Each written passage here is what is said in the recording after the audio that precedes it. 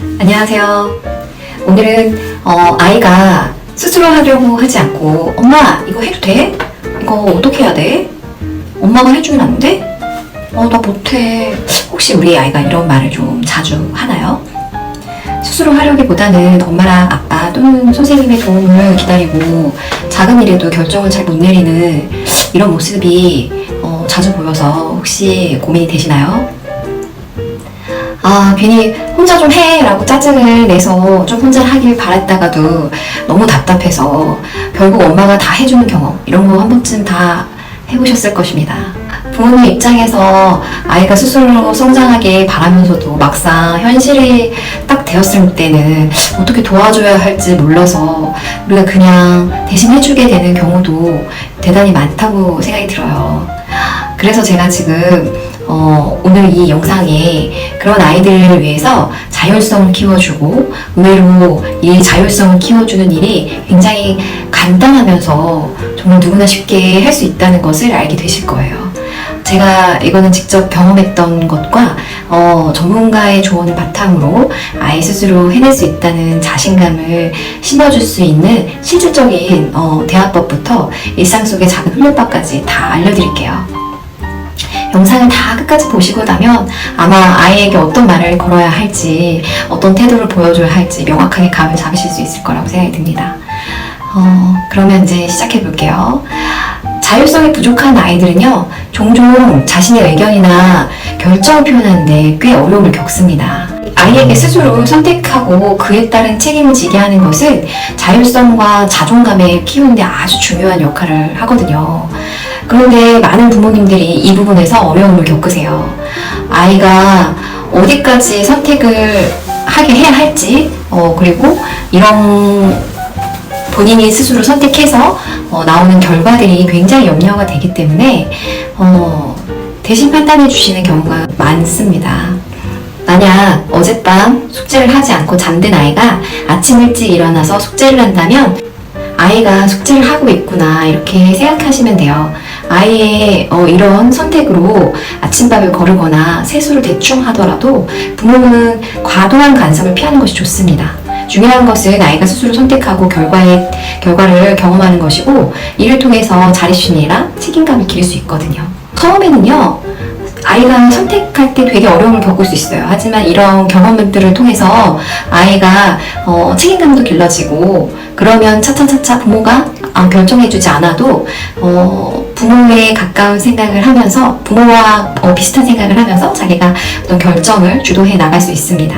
그러니까 우리는 뭘 해야 되냐면, 아이 결정에 존중해주고 지지해주는 태도를 보이면 아이가 점점 자신감을 얻고 나은 선택을 하기 위해서 노력할 거예요.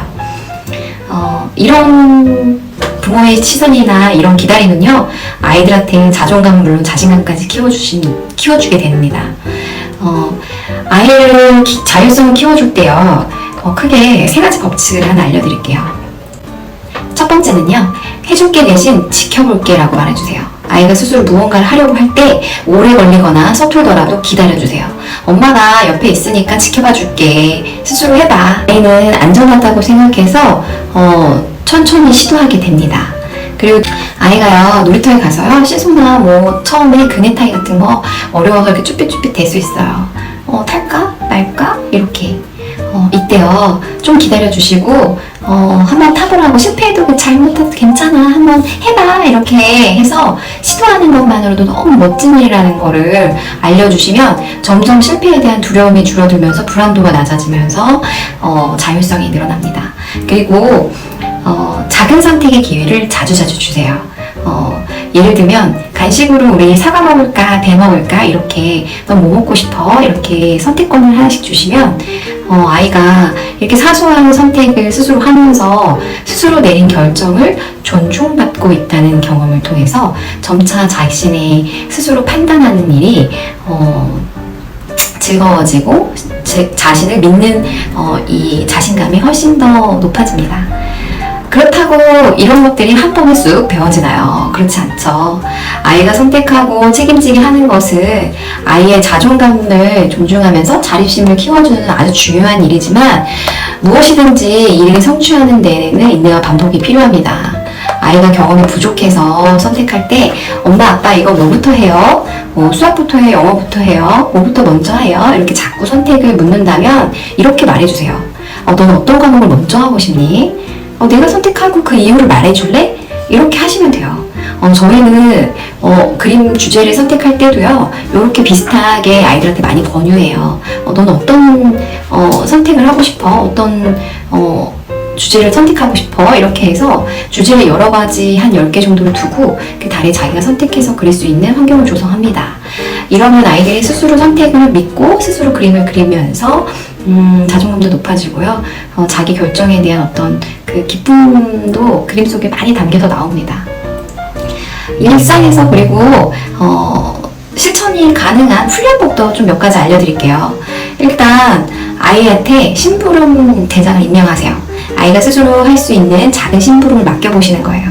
예를 들면 식사 후에 수저를 싱크대 위에 놓기, 자기 물컵은 직접 가져오기, 이런 것들을 통해서 아이가 책임감을 느끼고 해낼 수 있다는 이런 믿음을 갖게 해주시면 돼요. 그리고 요리하는 과정에 좀 참여시켜주세요. 간단한 요리 과정에서 아이가 할 수 있는 거, 딸기 씻기, 빵에 잼 바르기, 이런 작은 역할이라도 스스로 했을 때 성취감을 느낄 수 있거든요. 하지만 선택권은 아이에게 주지만요, 때로는 부모님이 개입하셔야 될 수도 있습니다. 아이가 늘 이성적으로 결정하는 것은 아니기 때문이죠. 아이의 선택을 존중하되 아이의 자율성을 키우기 위해서 이렇게 말해주세요. 예를 들면 시간에 대한 약속을 지키지 않는다면요, 게임을 30분까지만 하긴 했잖아 라고 다그치듯이 말하지 말고 이제 그만할 시간이네, 시계 한번 볼까? 와 같이 부드럽게 알려주세요. 이렇게 접근하는 것은 아이의 자율성을 존중하면서도 규칙을 지킬 수 있도록 도와줍니다. 그냥 내가 해줄게, 이런 말을 이제 삼가하셔야 합니다. 아이가 늦장을 부리거나 서툴러서 답답한 마음에 대신 해주는 경우가 많지만 이 순간 아이는 나 혼자는 못하는 존재야라고 스스로 인식하게 될 수 있어요. 그래서 이제 이런 부분들을 그만하셔야 될 거라고 생각합니다. 그리고 두 번째는 아이를 재촉하지 마세요. 늦었으니까 빨리 해! 이렇게 아이를 재촉하면 아이는 불안하고 그러면 스스로 생각하고 행동할 기회를 빼앗아갑니다. 충분한 시간을 가지고 아이를 믿고 기다려주세요. 셋째, 왜 그것도 못해? 라는 비난은요, 아이의 자신감을 꺾습니다. 새로운 도전을 두려워하게 만들고 자신에 대한 부정적인 생각이 아주 커지거든요. 자율성은 이렇게 하루아침에 뚝딱 생기는 것은 아닙니다. 부모님의 인내심과 따뜻한 믿음 속에서 천천히 자라나는 거니까 칭찬도 많이 해주시고 그러면은 아이가 스스로 자기가 해냈다는 기쁨을 알게 될 것입니다.